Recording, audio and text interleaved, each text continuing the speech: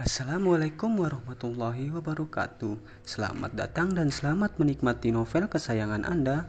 Sebelum kita mulai ke jalan ceritanya, jangan lupa di like, subscribe, dan komen ya bosku. Terima kasih. Bab 3621 sampai bab 3622. Melihat bahwa permaisuri bahkan telah meninggalkan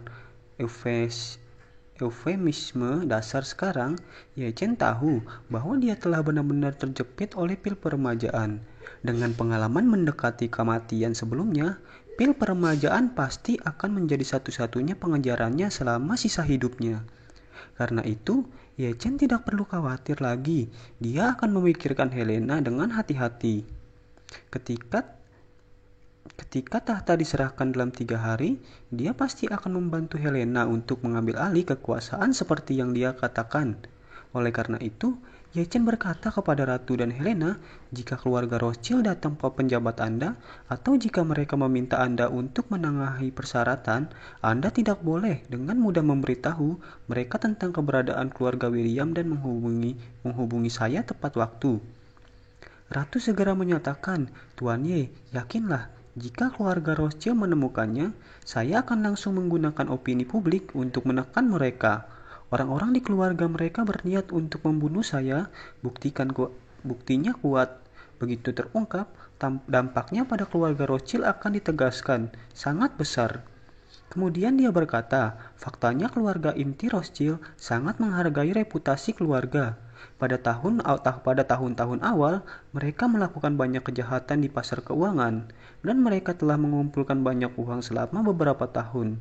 Adapun reputasi buruk mereka di negara-negara Eropa dan Amerika, sejak Perang Dunia Kedua, keluarga inti Rothschild telah secara aktif memulihkan reputasi keluarga. Keluarga langkah ketiga seperti William melakukan hal yang begitu besar, keluarga inti pasti tidak akan melindungi mereka. Oke, Ye Chen mengangguk dan berkata dengan senyum main-main, aku tidak takut mereka datang, tapi aku khawatir mereka tidak akan menemukannya. Setelah berbicara, Ye Chen berkata, jika mereka ingin menemukan seseorang, maka mereka akan mengungkapkan beberapa informasi melalui saluran lain untuk memberitahu mereka bahwa keluarga William mungkin berada di Suriah. Dengan cara ini, jika mereka masih bisa pergi ke Suriah untuk temukan seseorang, lebih baik lagi, Rothschild tidak ada hubungannya di tempat seperti itu di luar hukum. Jika kamu pergi ke sana, hampir tidak ada peluang untuk menang selain memberikan kepalanya. Meskipun keluarga Rothschild sangat kuat, bagaimanapun juga di dunia barat dan damai, ketika mereka tiba di Suriah, keluarga Rothschild tidak bisa membuat gelombang. Lagi pula, di tempat-tempat seperti Timur Tengah, bahkan militer AS tidak ada hubungannya, apalagi Rothschild. Basis Hamid sekarang kokoh, dan bahkan istana 10.000 naga tidak dapat dikalahkan, dan Rothschild tidak memiliki peluang. Ini juga menjadi alasan mendasar mengapa dia ingin mengirim keluarga William ke Suriah. Dengan pengawal Hamid, sama sekali tidak masalah. Ketika Ratu mendengar kata-kata Ye Chen, dia terkejut. Saya awalnya berpikir bahwa Ye Chen mungkin juga khawatir bahwa keluarga Rothschild akan datang. Tapi sekarang, bagaimana perasaan saya bahwa hal-hal tampaknya benar-benar berlawanan dengan apa yang saya bayangkan. Ye Chen sepertinya mengharapkan keluarga Rothschild untuk menemukan mereka, dan bahkan memberiku perasaan bahwa keluarga William seperti umpan yang dia lempar ke Suriah untuk memikat keluarga Rothschild. Memikirkan hal ini, permaisuri juga sangat terkejut. Dia benar-benar tidak mengerti mengapa Ye Chen ingin menyerang keluarga Rothschild. Sebelum Ratu bisa mengerti, Ye Chen berkata, sudah hampir waktunya, aku harus pergi. Setelah berbicara, dia memandang Helena dan berkata dengan ringan, Helena, saya berharap Anda terlebih dahulu mewarisi kekuasaan dan menjadi ratu baru kerajaan Nordik. Dan saya harap Anda dapat meneruskan keluarga Raja Nordik. Helena mengangguk penuh terima kasih dan berkata, terima kasih Tuan Ye. Setelah berbicara, dia buru-buru berkata, Tuan Ye, jika Anda tidak menyukainya, tolong biarkan saya membawa Anda ke bandara.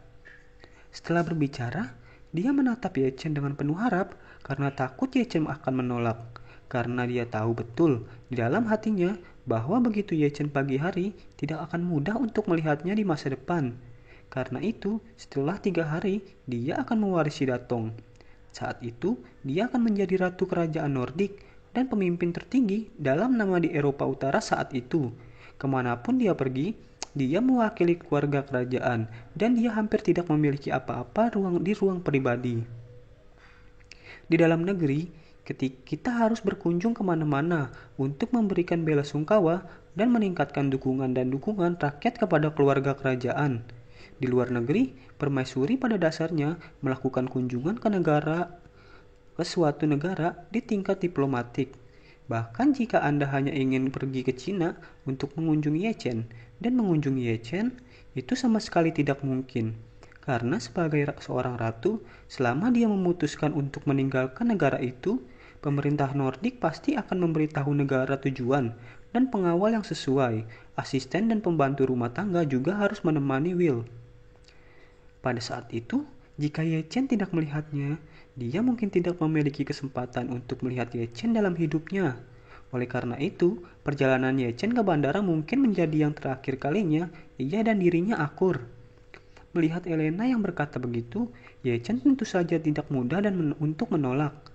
Jadi dia tersenyum dan berkata, "Aku serius. Jika kamu mau, kamu bisa berlari bersamaku dengan kerja kerasmu." Helena menghela nafas lega dan berkata dengan penuh semangat, seperti seorang gadis, "Terima kasih, Tuan Yi." Ratu melihat penampilan Helena di matanya, dan dia sudah memahami pikiran Helena di dalam hatinya, dan berpikir dalam hati, Helena seharusnya tersentuh oleh Yechen ini. Untuk membuat tuntutan rendah, melihatnya seperti ini, dia pasti sangat menyukai Yechen. Memikirkan hal ini, sang ratu tidak bisa menahan perasaan sedikit menyesal di dalam hatinya. Ini karena dia tahu betul di dalam hatinya bahwa perasaan Helena untuk Yechen ditakdirkan untuk tidak memiliki hasil. Bahkan karena keinginan untuk pil peremajaan, dia sangat berharap Helena dan Yechen bisa bersama. Dengan cara ini, Yechen adalah menantunya, dan dengan tingkat hubungan ini, peluang mendapatkan pil peremajaan secara alami lebih besar.